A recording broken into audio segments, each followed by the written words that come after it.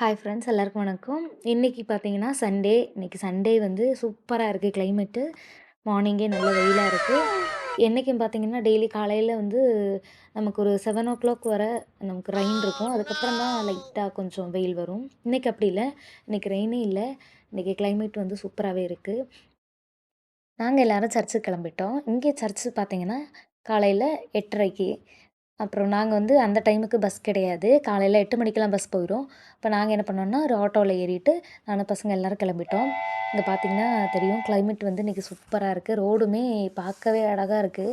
அது வீடியோவில் விட நேராக பார்க்கும்போது ரொம்ப சூப்பராக இருந்துச்சு. இப்போ பார்த்தீங்கன்னா சர்ச்சுக்கு வந்தாச்சு. நாங்கள் வர்றதுக்கு முன்னாடியே மாஸ் வந்து தொடங்கிட்டாங்க. சர்ச்சு முடிஞ்சதும் அப்புறம் வெளியே வந்து பசங்களை சண்டே கிளாஸுக்கு விட்டுட்டு அதுக்கப்புறம் நான் போய் தனியாக ஒரு இடத்துல உட்காந்துட்டேன். அப்போது ஒரு பாப்பாவை என் கையில் கொடுத்தாங்க. அந்த பாப்பாவையும் கையில் வச்சுட்டு அவங்க தூங்கிட்டு இருந்தாங்க. சரின்னு சொல்லி அப்படியே உட்காந்துட்டோம். அப்புறம் இந்த சைடு பார்த்திங்கன்னா சண்டே கிளாஸ்லாம் முடிஞ்சோடனே பசங்களுக்கு வந்து காம்படிஷனுக்கு ப்ராக்டிஸ் பண்ணிகிட்டு இருந்தாங்க. இப்போ அவங்க அந்த பொண்ணு எல்லோரும் சேர்ந்து அந்த பொண்ணை வறுத்து எடுத்துட்டாங்க. டான்ஸ் சொல்லிக் கொடுக்க தான் போனாங்க. பாவம் ஏன்டா நம்ம இதை சொல்லிக் கொடுக்க போனோன்னு நினச்சிருப்பாங்க. அந்த அளவுக்கு கிட்ஸ் எல்லாம் வந்து பயங்கர சேட்டை. பார்த்திங்கன்னா தெரியும். அவங்க சொல்லிக் கொடுக்குறது ஒன்று சொல்லிக் கொடுப்பாங்க. அதுக்கு முன்னாடி இவங்க ஒரு ஸ்டெப்பை எடுத்து வச்சுட்ருப்பாங்க.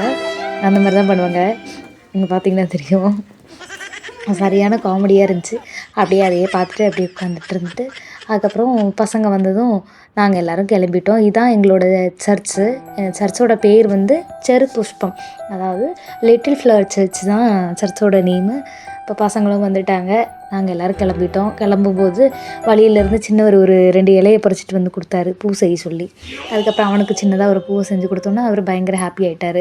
வாரம் வாரம் இது நடக்கும். அதுக்கப்புறமா சிக்கன் வாங்குறதுக்காக சிக்கன் கடைக்கு போயிட்டோம். அங்கே போயிட்டு சிக்கன் வாங்குறதுக்கு சண்டை போடுவாங்க. அப்போது இந்த வாரம் வந்து பெரியவனோட டர்ன். அப்போ அவன் சிக்கன் வாங்க போயிட்டான். அந்த கேப்பில் பார்த்திங்கன்னா நம்ம வீட்டு தலைவர் வந்து வந்துட்டார். அவங்க டியூட்டி முடிச்சு வந்துட்டாங்க. வந்ததும் சின்னவன் உடனே பைக்கில் ஏறி நான் அப்பா கூட போகிறேன்னு சொல்லி போயிட்டான். அதுக்கப்புறம் அவங்கள அங்கேயே விட்டுட்டு நாங்கள் எல்லோரும் வீட்டுக்கு கிளம்பிட்டோம். அவங்க பர்ச்சேஸ்லாம் முடிச்சுட்டு வருவாங்க. அப்போ நாங்கள் வீட்டுக்கு கிளம்பியாச்சு. பஸ்ஸு வந்ததும் பஸ்ஸில் ஏறிட்டு சின்னவர் ஃப்ரெண்டில் மட்டும்தான் உட்காருவார். அவருக்கு அங்கே உட்கார தான் பிடிக்கும். கூடவே என்னையும் கூட்டிகிட்டு போய் உட்கார வச்சுருவார். சரிட்டு அங்கே உட்காந்துட்டு அப்புறம் வேலைக்கு போயிட்டு வர்றவங்கெல்லாம் பஸ்ஸில் ஏறி வந்தாங்க.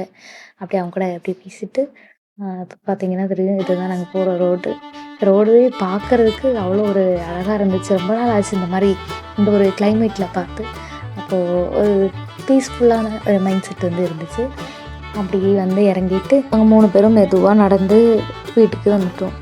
நாங்கள் வீட்டுக்கு வர்றதுக்குள்ளே அவங்களே திங்ஸ் எல்லாம் பர்ச்சேஸ் பண்ணிவிட்டு அவங்களும் எங்கள் பின்னாடியே அப்படியே வீட்டுக்கு வந்துட்டாங்க. அதுக்கப்புறமா அப்படியே வீட்டுக்கிட்ட வந்தாச்சு. அவ்வளோதான்.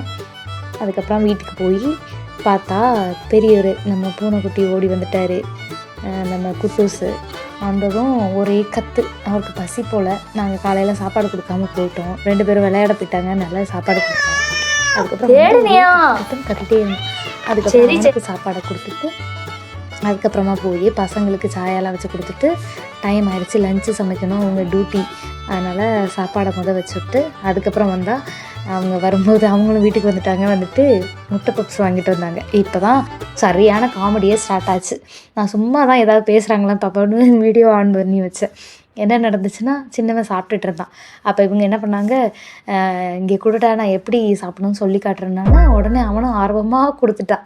ஃபஸ்ட்டு தடவை கொடுத்துட்டா. 2வது தடவை அவங்க சொன்னாங்க சாப்பிட்டு பார்த்துட்டு இப்படி தான் சாப்பிட்ணும் அப்படின்னு சொன்னோன்னே அவங்க சாப்பிட்டு காட்டினோடனே உடனே அவன் ஷாக் ஆகிட்டு மறுபடியும் 2வது கேட்டோன்னு கொடுக்க மாட்டேன்ட்டான். அதுக்கப்புறம் மறுபடியும் வாங்கி அவங்க சாப்பிட்டு காட்டுறேன்னு சொல்லி சாப்பிட்டு காட்டினாங்க. அதுக்கடுத்து பெரியவன் வந்தான். அடுத்து அவனோட பப்ஸையும் வாங்கிட்டு அதே மாதிரி செஞ்சாங்க. உடனே இவனுங்க அவசரமாக சாப்பிட ஆரம்பிச்சிட்டாங்க. மேக்ஸிமம் வந்து அவங்க ஆசைக்காக தான் நம்ம வந்து அந்த ஸ்நாக்ஸ் வந்து வாங்கி கொடுக்குறது. மற்றபடி அவங்களுக்கு கூடுதல் கொடுக்கக்கூடாதுன்னு சொல்லி அதுக்காக தான் இந்த எப்படி சாப்பிட்றதுன்னு சொல்லித்தரோன்னு சொல்லி இந்த மாதிரி ஒரு டெக்னிக் வச்சுருக்குறது. அப்போ இதை சாப்பிடும்போது அவங்களுக்கு வந்து கொஞ்சம் தானே கிடைக்கும்.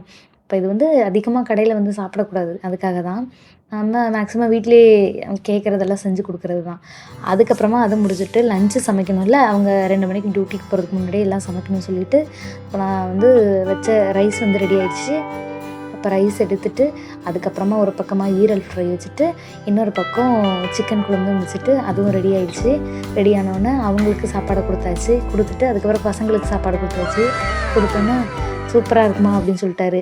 அதுக்கப்புறம் ஈவினிங் பார்த்திங்கன்னா நம்ம தோப்பில் வந்து ஏத்தப்பழம் பழுத்துருந்துச்சு. அதையும் எடுத்து குட்டி குட்டியாக ஏழைக்கு ஏற்ற எள்ளு உருண்டை மாதிரி கொஞ்சோண்டு எண்ணெயை ஊற்றி அதில் கொஞ்சம் 2 பேருக்கும் பஜ்ஜி எல்லாம் போட்டு கொடுத்துட்டு அதுக்கப்புறம் சாயாவும் போட்டுட்டு பையே அப்படியே வெளியே வந்து சாயாவே குடிச்சிட்டு கிளைமேட் எப்படி இருக்குன்னு பார்த்தா கிளைமேட் வந்து நல்லா தான் இருந்துச்சு. இன்னும் பெருசாக பிரச்சனை இல்லை அப்படின்னு சொல்லி நினச்சிட்டு நான் உள்ளே போகிறதுக்கு முன்னாடி பார்த்திங்கன்னா மழை வந்துருச்சு. அப்படி தான் இருந்துச்சு. இப்போ நான் வீடியோ எடுக்கிற டைமில் வந்து கிளைமேட்டு நார்மலாக தான் இருந்துச்சு. ஒன்றும் பிரச்சனை இல்லை. குட்டூஸும் வந்துட்டு சாப்பிட்டு ஓடிட்டாங்க, விளையாடுறதுக்கு போயிட்டாங்க. இப்போ பார்த்திங்கன்னா தெரியும் 2 பேரும் வெளியே நின்றுருக்காங்க. அப்புறமா பார்த்திங்கன்னா மழை வர ஆரம்பிச்சிருச்சு. அதுக்கப்புறம் நாங்கள் வீட்டுக்குள்ளே போயிட்டு அதுக்கப்புறம் கருப்பு மூவி போட்டாங்க. அதையும் பார்த்துட்டு அதுக்கப்புறம் நைட்டு டின்னரை சமைச்சு சாப்பிட்டு அவ்வளோதாங்க. அதோடு தூங்கியாச்சு. இன்றைய நாள் இனிதே நிறைவடைந்தது. மீண்டும் அடுத்த வீடியோவில் சந்திக்கலாம். நன்றி.